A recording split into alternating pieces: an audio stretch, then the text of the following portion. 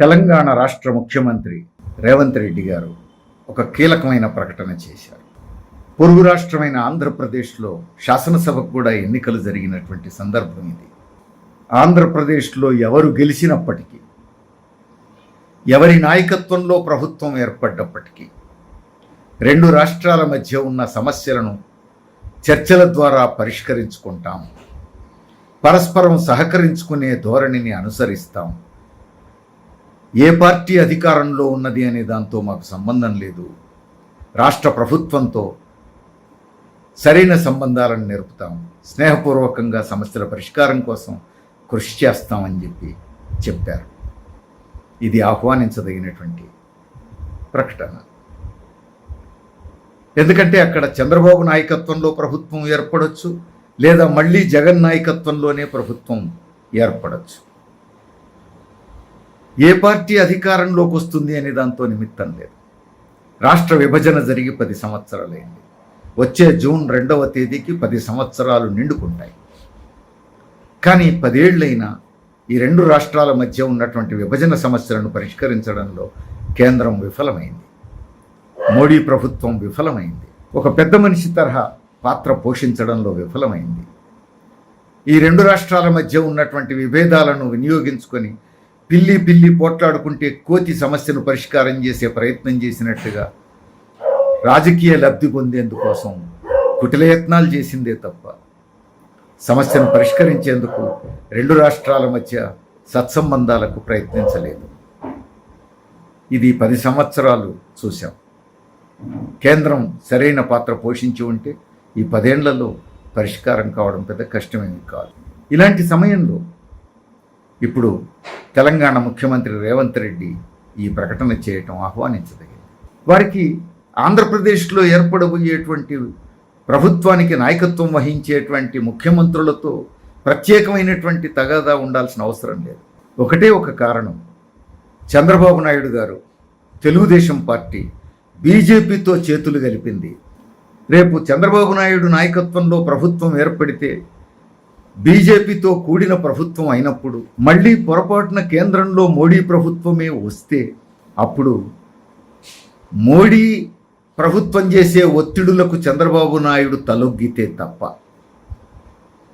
లేకపోతే చంద్రబాబు నాయుడు గారితో ప్రత్యేకంగా రేవంత్ రెడ్డికి విభేదాలు ఉండాల్సిన అవసరం లేదు.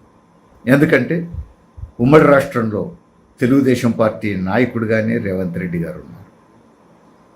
రాష్ట్ర విభజన తర్వాత తెలంగాణలో తెలుగుదేశం పార్టీ కనుమరుగవడం తథ్యమని తేలిన సమయంలో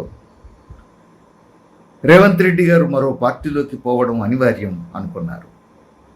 ఆ సమయంలో కూడా చంద్రబాబు నాయుడుతో ఆయన ప్రత్యేకంగా తగాదా పడ్డదేమీ లేదు, తగాదా పడాల్సిన అవసరం కూడా లేదు. ఇక్కడ తెలుగుదేశానికి ఇక భవిష్యత్తు లేదు అని అర్థమైన తర్వాత చంద్రబాబు నాయుడు గారితో చెప్పే కాంగ్రెస్లోకి వచ్చారనే విషయం అందరికీ తెలిసిన విషయం. ఇప్పటికీ రేవంత్ రెడ్డి గారు చంద్రబాబు నాయుడిని గురుతుల్యుడుగానే భావిస్తారు. అందుకని చంద్రబాబు నాయుడు నాయకత్వంలోనే ఒకవేళ ప్రభుత్వం ఏర్పడితే, ఆయన బీజేపీ ఒత్తిడులకు తలొగ్గకుండా స్వతంత్రంగా వ్యవహరించగలిగితే, ఆంధ్రప్రదేశ్ ప్రయోజనాలు, తెలంగాణ ప్రయోజనాలు ఈ రెండింటినీ దృష్టిలో పెట్టుకొని ఆలోచించడానికి ఆయన సిద్ధపడితే, ఈ ఇద్దరు ముఖ్యమంత్రులు సంప్రదింపుల ద్వారా పరిష్కారం చేసుకోవడం కష్టమేమి కాదు. జగనే మళ్ళీ ముఖ్యమంత్రి అయినా కూడా రేవంత్ రెడ్డికి ప్రత్యేకమైనటువంటి ఇబ్బందులు ఉండాల్సిన అవసరం లేదు. ఎందుకంటే జగన్తో ప్రత్యేకంగా రేవంత్ రెడ్డికి ఎప్పుడూ ఘర్షణ లేదు. అట్లానే జగన్కు ప్రత్యేకంగా కాంగ్రెస్ మీద ద్వేషం ఉండాల్సిన అవసరం లేదు. కొన్ని ప్రత్యేక పరిస్థితుల్లో ఆయన ప్రయాణం ఆ రూపంలో ప్రాంతీయ పార్టీ ఏర్పాటుకు దారితీసిన విషయం అందరికీ తెలుసు. ఓ సైద్ధాంతిక పోరాటంతో కాంగ్రెస్ పార్టీతో విభేదించి చీలి కొత్త పార్టీ ఏర్పడడం కాదు కదా. అందుకని అంత ప్రత్యేకంగా కాంగ్రెస్ అంటే ద్వేషం ఉండాల్సినటువంటి అవసరం కూడా ఆయనకు లేదు, జగన్. అందుకని ఇక్కడ రేవంత్ రెడ్డి ప్రభుత్వం, అక్కడ జగన్ ప్రభుత్వం ఒకవేళ ఉంటే ఈ రెండు ప్రభుత్వాల మధ్య చర్చలు జరిపి పరిష్కారం చేసుకోవడానికి కూడా ఇబ్బంది పడాల్సిన అవసరం లేదు.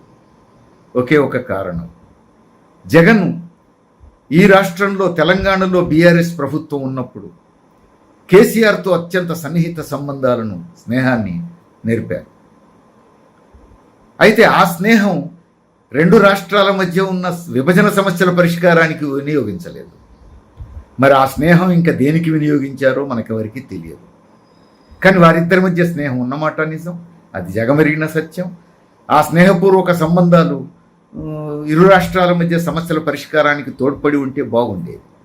కానీ అట్లా ఏమీ ప్రత్యేక ప్రయత్నాలు జరిగినట్టు కూడా లేదు.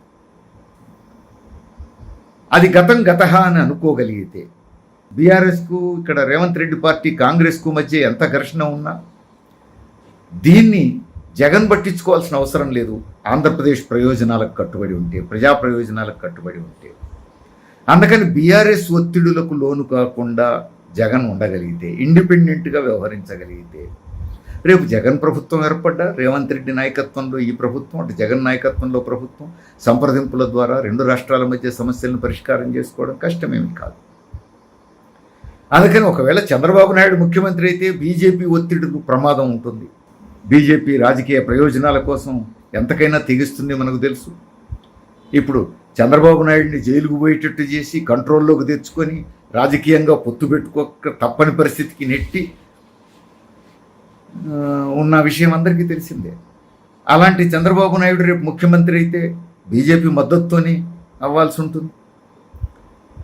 అప్పుడు బీజేపీ ఒత్తిడి చేసే అవకాశం ఉంటుంది. అందుకని బీజేపీ ఒత్తిడులకు తలగ్గకుండా ఆయన ఉండగలిగితే, బీఆర్ఎస్ ఒత్తిడులకు తలగ్గకుండా జగన్ ఉండగలిగితే, వీళ్ళిద్దరిలో ఎవరు ముఖ్యమంత్రి అయినా ఇక్కడ తెలంగాణ ముఖ్యమంత్రి, ఏపీ ముఖ్యమంత్రి పరస్పరం చర్చల ద్వారా, స్నేహపూర్వకంగా సంప్రదింపుల ద్వారా సమస్యలను పరిష్కరించుకోవడం సులభమే కావచ్చు.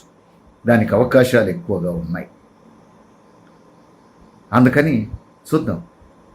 రేవంత్ రెడ్డి గారు ఇచ్చినటువంటి ఈ ఆఫరు, ఈ ప్రకటన ఏపీలో కొత్త ప్రభుత్వం ఏర్పడేదాకా